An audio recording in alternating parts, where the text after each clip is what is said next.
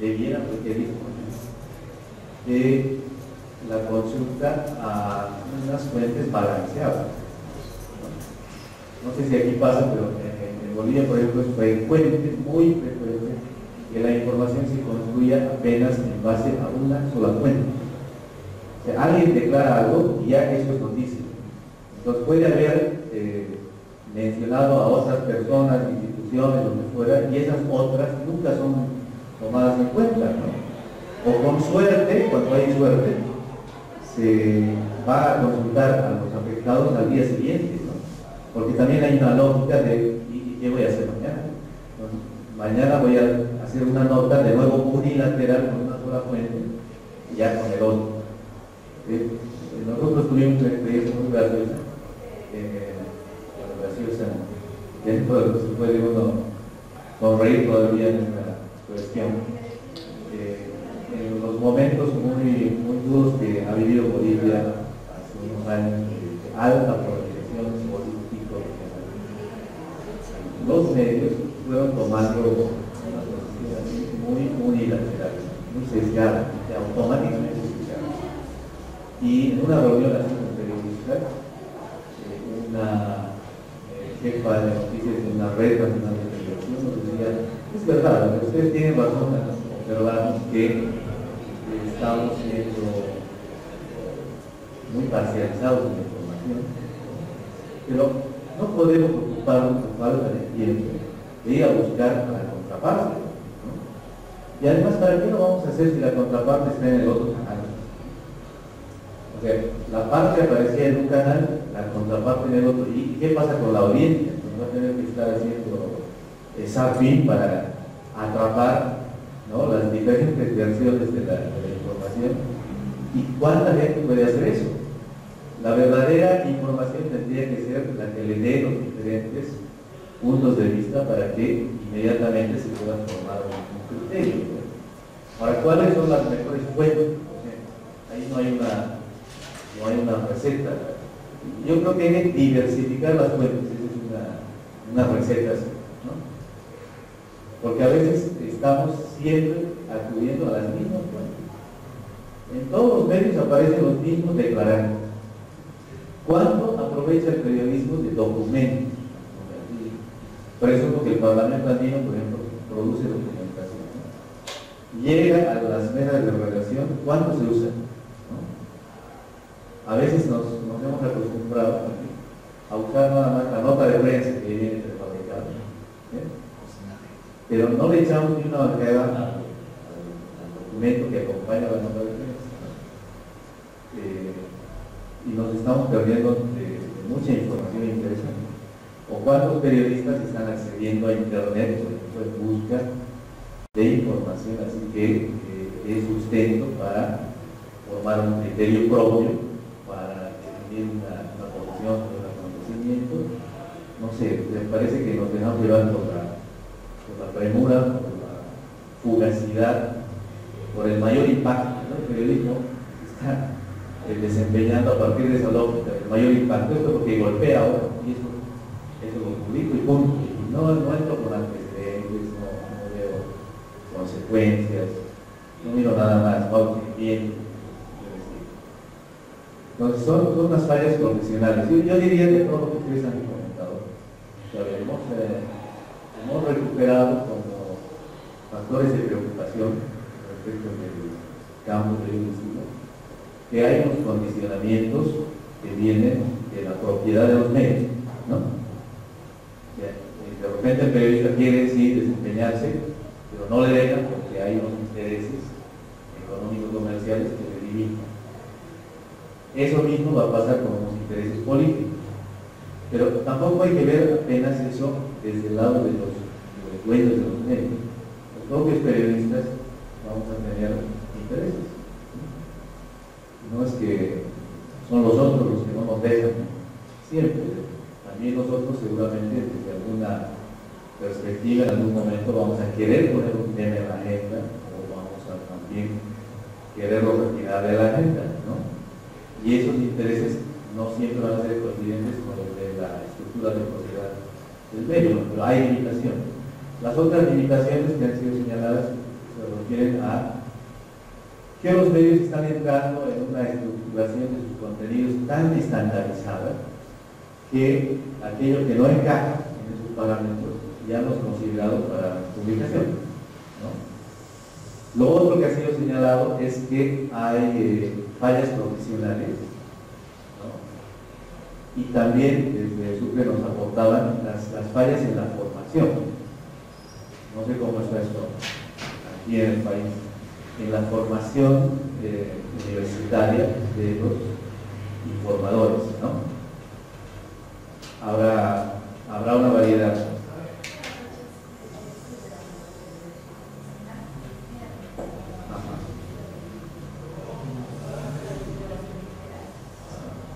Pues realmente no es una cuestión generalizada, no podemos decir, como estaba diciendo ahorita desde ya que era una cuestión de todo el país. Acá no, acá realmente hay instituciones muy serias que manejan estándares de calidad muy altos y por lo tanto pues están muy pendientes de que lo que entregan sea lo mejor.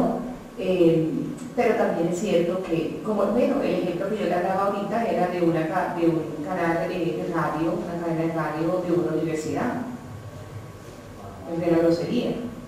Y entonces podría imaginarse, no conozco a fondo la universidad y no conozco a fondo, sé que han salido de grandes periodistas, grandes comunicadores sociales, pero sí ha tenido ya que está generando a las falencias. Y también pues creo, me dicen ustedes si yo me equivoco, que hay también muchas universidades casi que de garaje que creen que están entregando supuestamente la titulación y realmente no gozan de el soporte científico que se requiere para poder entregar un profesional bien estructurado y con bases lo suficientemente estructuradas para que pueda el día de mañana ejercer el oficio con todo el criterio que se requiere.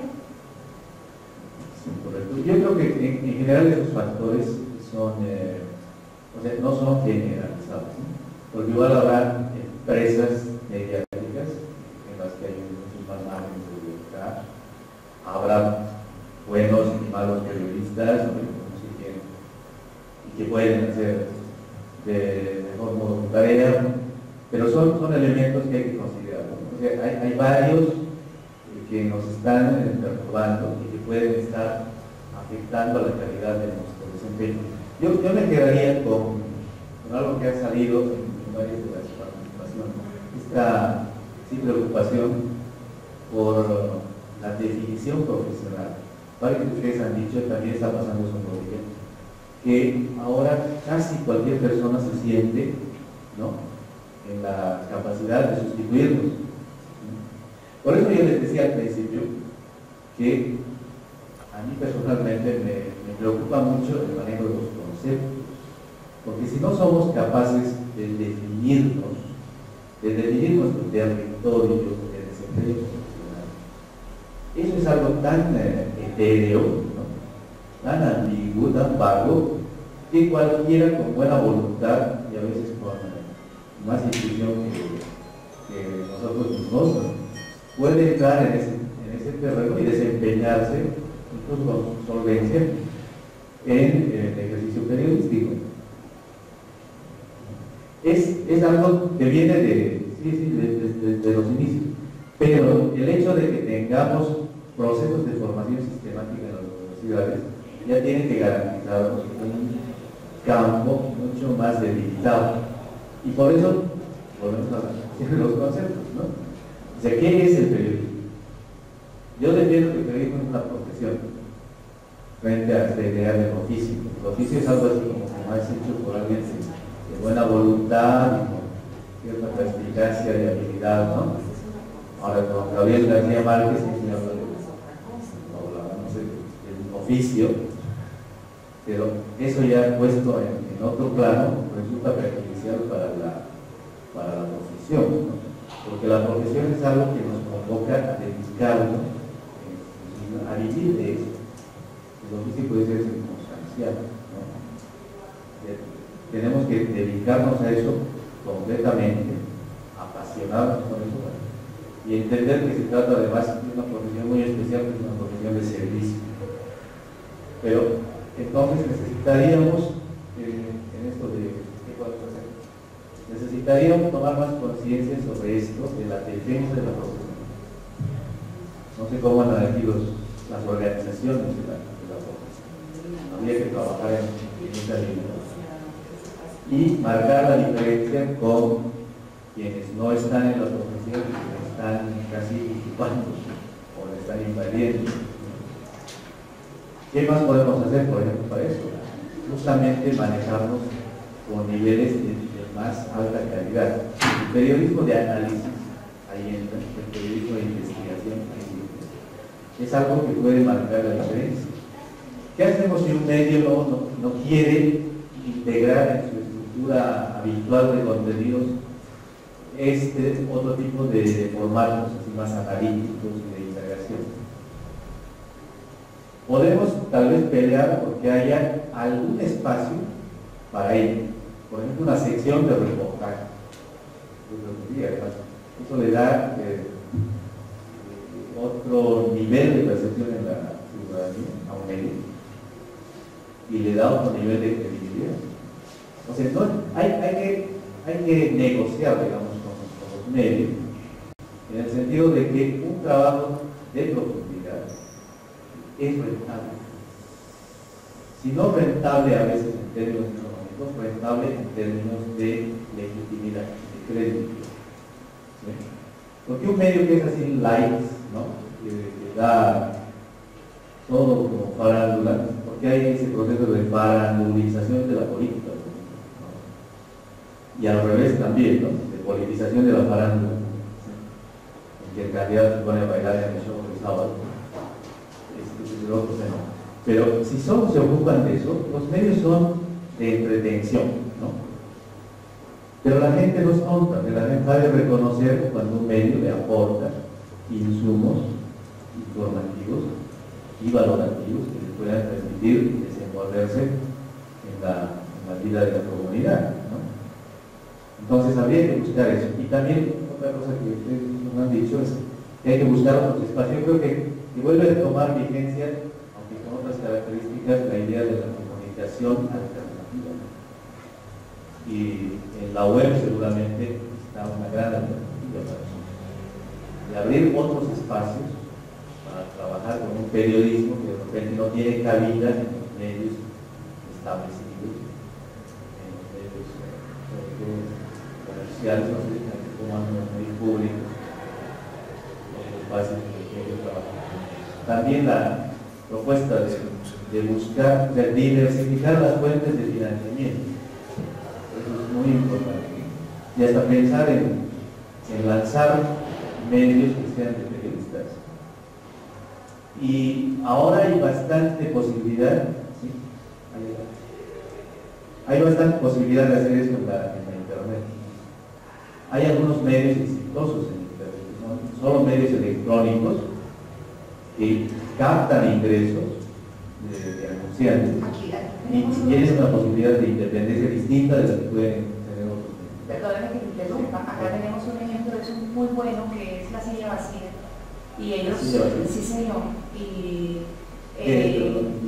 así, tienen un portal y en este momento, por ejemplo, en este instante, está precisamente recogiendo fondos a través de muchos usuarios que quieran participar, pero simplemente es sin ningún vínculo, es decir, no hay forma de que yo, usuario, que le done a ellos X cantidad de dinero, pueda decirle que la información sobre tal. Simplemente porque estoy convencida de que la labor que viene haciendo es investigación, de formar y de mostrar muchas cosas. Bueno, habrá quienes saben quiénes están detrás de este portal, la gran mayoría de la gente no lo desconoce, simplemente confía en lo que está allí. Se han vuelto hoy día fuentes de información muy confiables, gente que ha destapado, un grupo de gente que ha destapado muchísimas cosas terribles. Y como le digo, de paso le doy la propaganda a los que están acá, que quieran aportar porque necesitan, pues ellos me dicen como subsistir, entonces ahí tienen el espacio. ¿Cómo es la dirección? Punto La Silla Vacía. No, lo que pasa es que soy una convencida de que las cosas cuando se están haciendo bien hay que apoyarlas. Entonces, muy bien, sí, hay que sondear otras opciones, ¿no? En México hay un portal que se llama Índigo, no sé si lo dice. Índigo, sí. que ha ido creciendo en los últimos años de manera impresionante. Solo era una especie de blog, pero ahora tiene su propia emisión radiofónica y televisiva, que genera información autónoma y se ha convertido en algunos temas en referente de opinión. O sea, cuando un sitio web informativo ya es considerado referencia, es considerado en la lista de los medios más relevantes por los declarantes, por ejemplo, quiere decir que ya puede tener alguna posibilidad cierta de vida autónoma. Bueno, ahora volveremos al otro asunto, al de la opinión pública. Hemos hecho varias menciones al respecto. O sea, el trabajo de los medios, ¿qué es lo que hace? Genera, hemos dicho, percepciones, genera también opiniones, genera imaginario, todo eso está en poder mediático. ¿A qué le llamamos opinión pública? ¿Qué dirían ustedes que es opinión pública? También en Sucre. ¿Cómo podríamos pasar de conceptualizar el cerebro? Pues se supondría o sería posiblemente lógico decir que la opinión pública es el escucha o el lector o el televidente, pero en muchas ocasiones la opinión pública nunca opina. Se deja inducir por lo que no quiere, pero opinar muchas veces no lo hace. Y cuando lo hace, eso va bajando rápido en las redes sociales, entonces son comentarios que hay incluso extractos de muchas vainas interesantes. Pero la verdad, creo que la opinión pública es más, o sea, es algo que nos vendieron los directores de los medios, nosotros no sé qué, la opinión pública y esto. Pero la verdad, para mí, eso no existe como tal. Esa es una buena propuesta. Sí, a ver. Micrófono.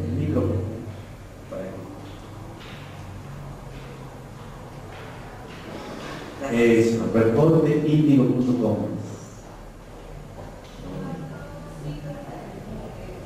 Sí, esta afirmación es muy fuerte, creo que va para que la opinión pública existe o no. Una invención de alguien, una broma pesada. ¿Dónde está esa opinión? ¿Quién la forma? ¿Cómo se forma? ¿Por qué se habla de eso? ¿Qué le sugiere? A ver.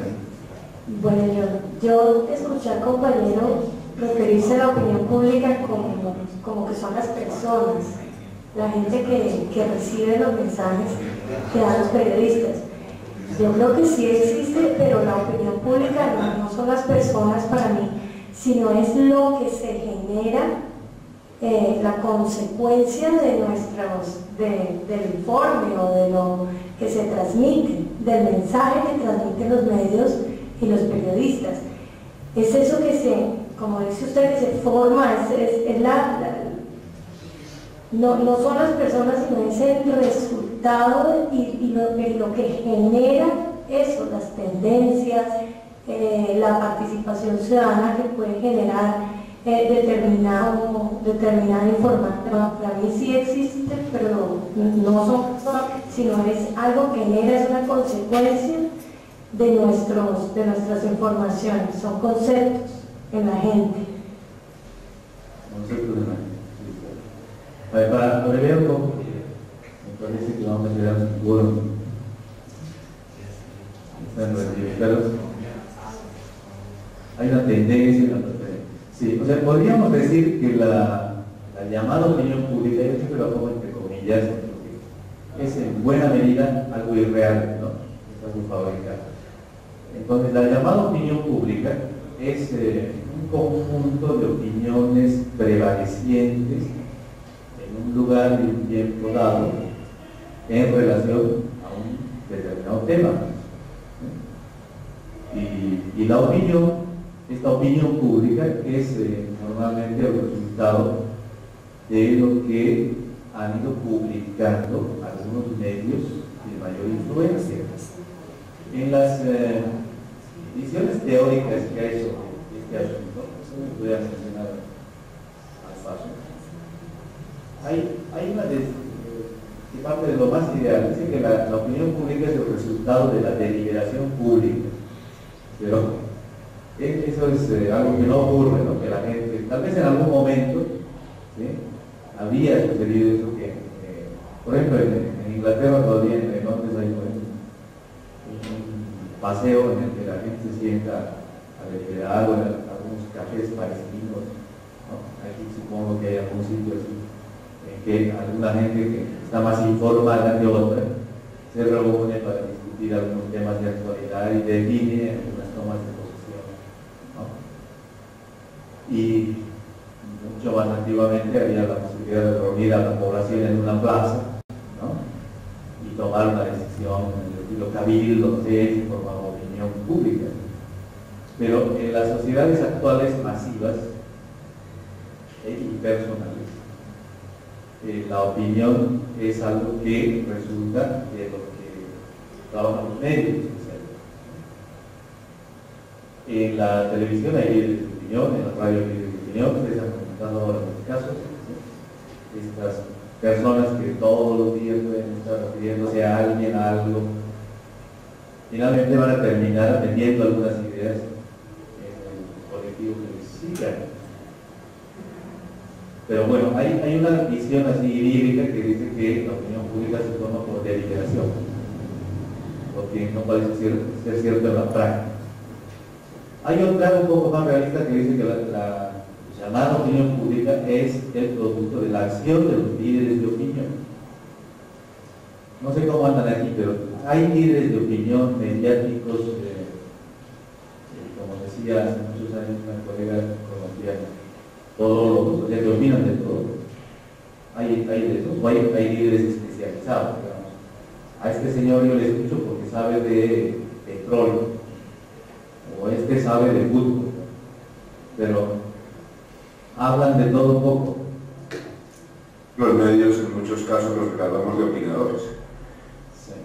Sí, los medios los tratamos de opinadores. Hay gente muy buena en Colombia, pero por ejemplo algo que yo aprendí con Manuel Ruiz, un compañero de trabajo, era: mire, busque gente nueva.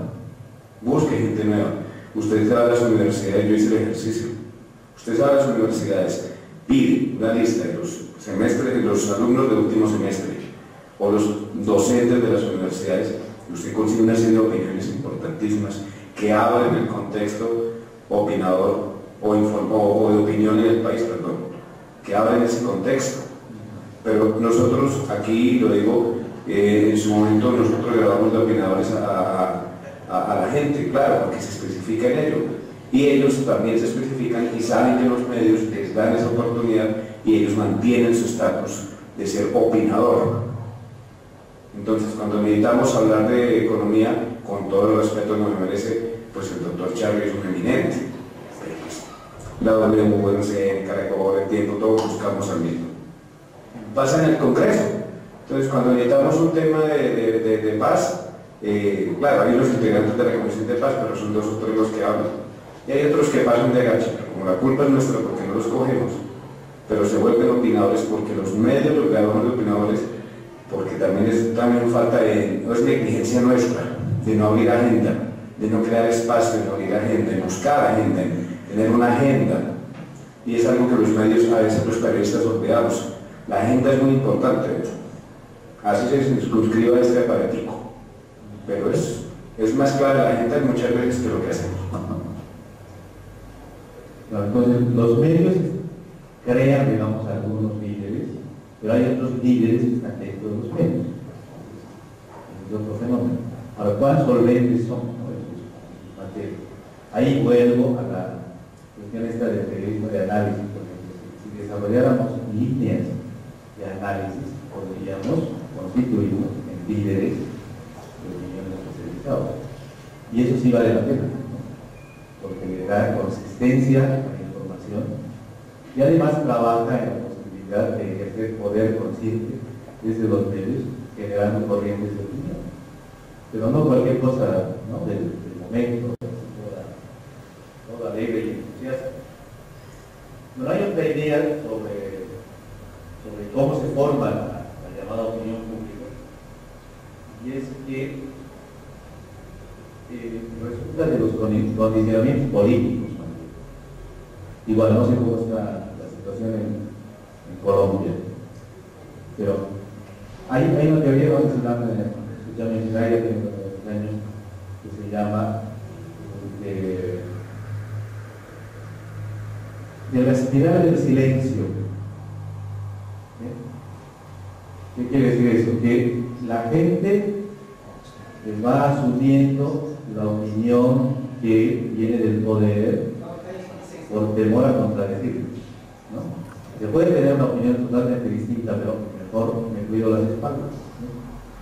Entonces, en público reproduzco aquello que está dicho por la autoridad oficial, ¿no? Pero al final de cuentas, lo que se considera como válido, lo que se percibe es eso, que se escucha, que circula así públicamente y no llegamos a conocer de verdad lo que cada quien, cada sector puede estar planteando por su lado. Y la otra teoría típica, para hablar de otra cuestión, es la del establecimiento de agenda, ¿no? Los medios nos ponen los temas de los que los ciudadanos tienen que hablar, o pueden hablar, no tienen, ¿no?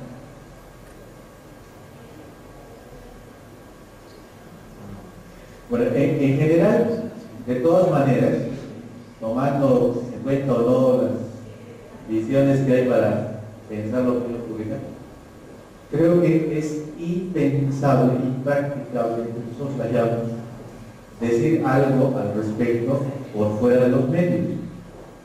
O sea, toda opinión en los tiempos actuales es necesaria. No hay como zafarnos, ¿no? ¿Cuándo está entrando en esto de internet? Ahora habría que verlo, está cobrando su importancia. Pero todavía los medios tradicionales, de radio, prensa, televisión, tienen una fuerza significativa.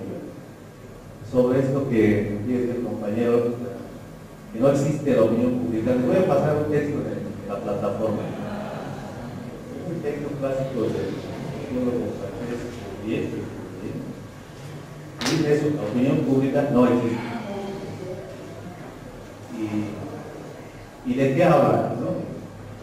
De cómo los medios hacen aparecer la opinión pública. A veces en los sectores editoriales, los medios se arrogan, ¿no ves?, la palabra de todos. Les dicen, la opinión pública quiere, ¿no?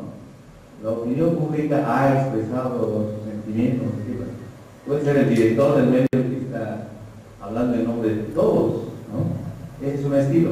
El otro estilo en que los medios se remiten a la opinión pública es por la vía de los sondeos de opinión.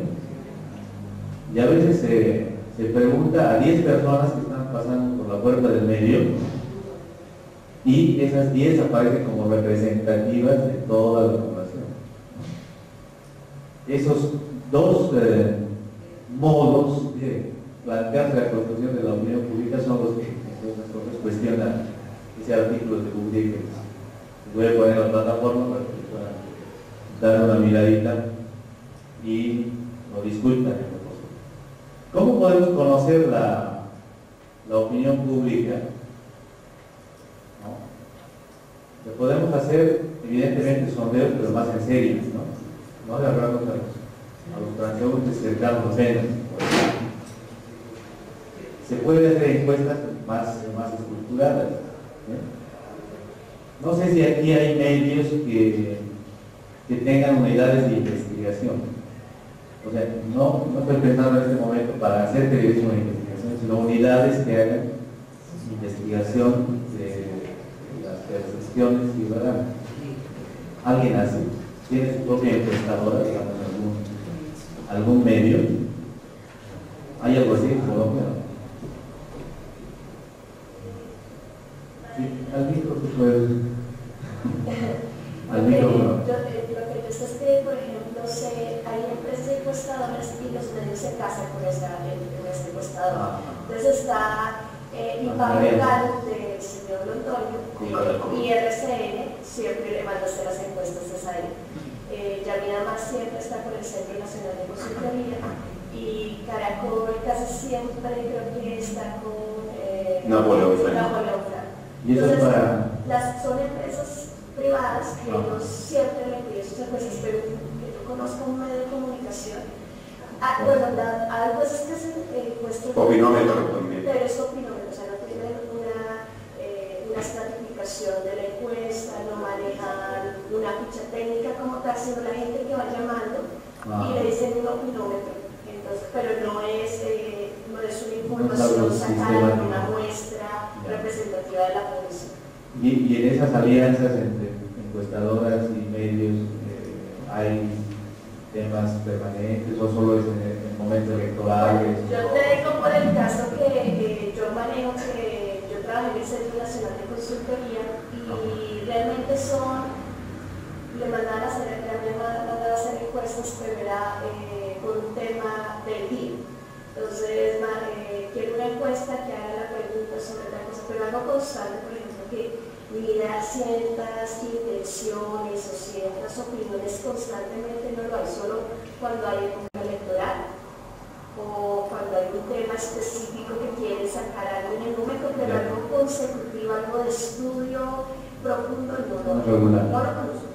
Pues ahorita hay una que se llama Cifras y Conceptos, que es de un señor César Caballero, un exdirector del DANE, un excelente ejercicio, y en el cual lo que están haciendo ellos es tomando esos temas que usted de pronto resalta, como son como más globales, y están hablando de los líderes de opinión, de cuáles son las expectativas que tiene la gente. Es como otra estructura que está empezando a tomar fuerza, pero es una agencia para todo el mundo. O sea, en esta sí no se ha casado hasta el momento con un medio en específico. Las encuestas que él hace son muy bien programadas y son muy constantes, pero creo que son muy buenas, que es diferente. Pues nosotros, editor del periódico Valores Cristianos, por ahí hay una persona hablando del tema de las iglesias cristianas, y en el periódico Valores Cristianos ya tenemos 12 años de estar al aire funcionando de manera continua, cada 15 días sale este periódico, y estábamos refiriéndonos, haciendo una encuesta pues particular, privada, acerca de las opiniones que generó precisamente a todo nivel las opiniones, el control político que intentó hacer el concejal Marco Fidel Ramírez, pastor evangélico también a propósito, acerca del control político del Canal Capital, como en varias franjas, varios horarios del Canal Capital se vienen pasando programación de grueso calibre en horario infantil, en lo que a mi juicio pretendió ser precisamente un control político a la franja de programación, a los contenidos del canal de televisión en particular, público por cierto, pero como los medios de comunicación precisamente tomaron, como lo decían por allá en otro lado, fuera de contexto, la situación, y simplemente los medios de comunicación en general se fueron lanzando en ristre contra que el concejal se había enfrentado a la población LGBTI, cuando no era cierto. Nosotros, a nivel de consultoría, a nivel de opinión, ¿qué hicimos? Hablar con varios concejales uno por uno, grabarlo, entrevistarlo, tomar su opinión en particular. Líderes eclesiales de la ciudad, reconocidos de varias iglesias, líderes reconocidos de varios sectores, con el propósito de dar un enfoque de cada uno de ellos en una página especial.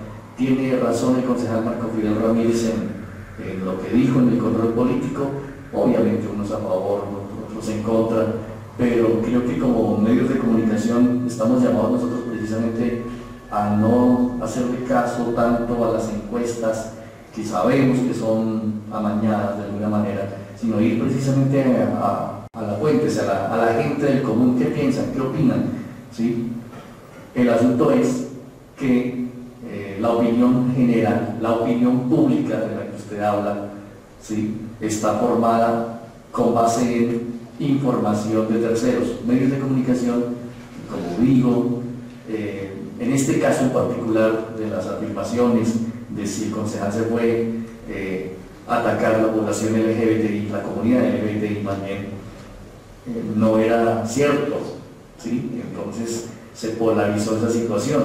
Él lo que estaba haciendo era un control político a los contenidos, al presupuesto precisamente del canal de televisión público, ¿sí? Entonces es una situación bien complicada que los medios de comunicación, si no tienen una objetividad al respecto, la opinión pública va a terminar en otro contexto completamente distinto. Gracias.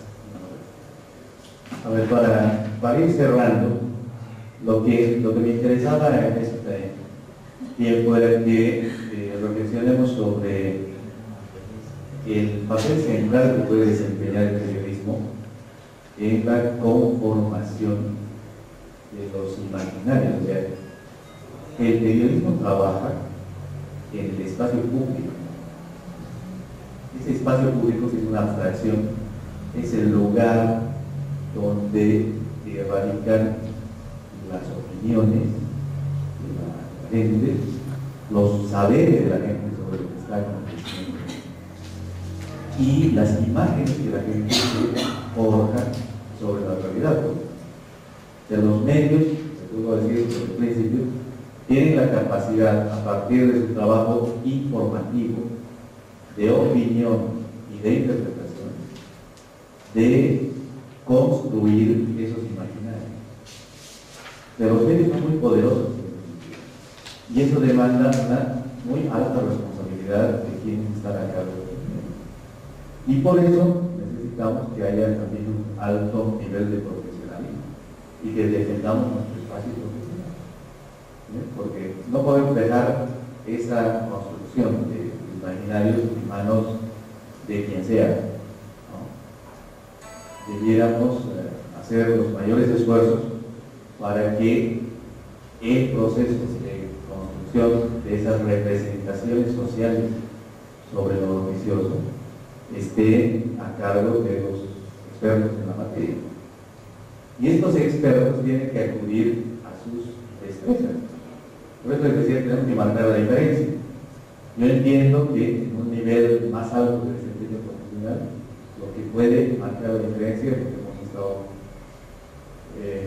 discutiendo los otros días, que son los otros periodismos, estos periodismos de profundidad, periodismos de acompañamiento, periodismos de indagación, periodismos de opinión sustentada.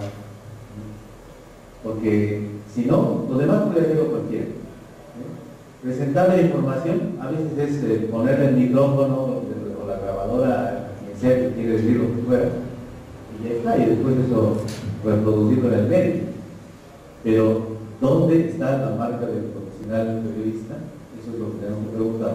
¿Qué estamos haciendo desde nuestros medios para fabricar, ayudar a fabricar una opinión pública, entre comillas, que esté informada, fehacientemente, pluralmente, ¿no? ¿Qué podemos hacer si todavía no lo estamos haciendo? ¿Cuáles son las barreras que se presentan y cómo podemos enfrentarlas? ¿Qué otros resquicios podemos hallar? ¿No? ¿Cómo podemos trabajar en una táctica de intersticios, ¿no? de escenarios abiertos? Creo que hace falta sentarnos un ratito para reflexionar sobre estas cosas y tal vez tomar acuerdos profesionales que nos permitan proyectarnos de otra manera, ¿no? Porque todavía estamos a tiempo, si no, vamos a acabar arrasados por la improvisación y sustituidos, suplantados, ¿no? Lo más dramático. Entonces, no debemos olvidarnos de esa presencia de los medios en este espacio público y de la repercusión que tiene ese espacio público sobre la vida de la comunidad en general. Porque si eso lo dejamos de lado, vamos a quedar simplemente como cualquier otra persona que quiere transmitir cualquier criterio ligero, no elaborado, de lo que fuera, y ya está. Marquemos la diferencia. Bueno, muchas gracias, mañana nos veremos. Gracias. Sí. Gracias, profesor. Mañana, ¿a qué hora empezamos? A las 8, o sea, a las 9 Bolivia. Sí. Bárbaro, gracias. Chao. No se vayan, tienen que firmar sus varillas.